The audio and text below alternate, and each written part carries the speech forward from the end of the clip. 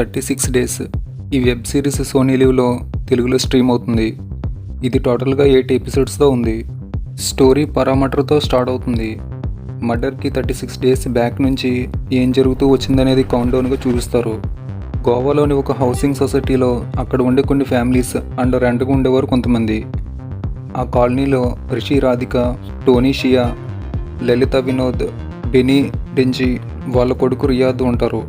ఇక్కడ ఉన్న ప్రతి ఫ్యామిలీలో ప్రాబ్లమ్స్, సీక్రెట్స్, అఫైర్స్ ఉంటాయి. రిషి, రాధిక ఫ్యామిలీలో గొడవలు జరుగుతుంటాయి. ఇంకా టోనీ నోయల్ అనే గ్యాంగ్ లీడర్ దగ్గర వర్క్ చేస్తాడు. నోయల్కి చెందిన కెసినోలో మేనేజర్గా వినోద్ చేస్తుంటాడు. బెనీ ఫ్యామిలీలో ఆమె కోడలు పుట్టింటికి వెళ్ళిపోతుంది. దీనివల్ల రియాద్ డిప్రెషన్కి లోన్ అవుతాడు. బెనీ హస్బెండ్ పరాయి స్త్రీలపై ఇంట్రెస్ట్ చూపిస్తుంటాడు. ఇలాంటి సిచ్యువేషన్స్ మధ్య పక్కనే ఉన్న మరో విల్లాలోకి రెంట్కి వస్తుంది ఫరా. టోనీ రిషిల కన్ను తన మీద పడుతుంది. తన గ్లామర్ చూసి మిగతా లేడీస్ కూడా అసహ్యపడుతుంటారు.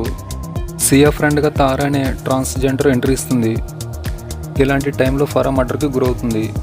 అందుకు రీజన్ ఏంటి, ఫరా అక్కడికి ఎందుకు వచ్చిందనే విషయాలు ఈ వెబ్ సిరీస్లో చూడొచ్చు. ఇంక ఈ సిరీస్ ఎలా ఉందంటే చాలా డెడ్ స్లోగా ఉంది. 6th ఎపిసోడ్ చివరి దాకా కూడా అసలు మ్యాటర్ ఏంటో అర్థం కాదు.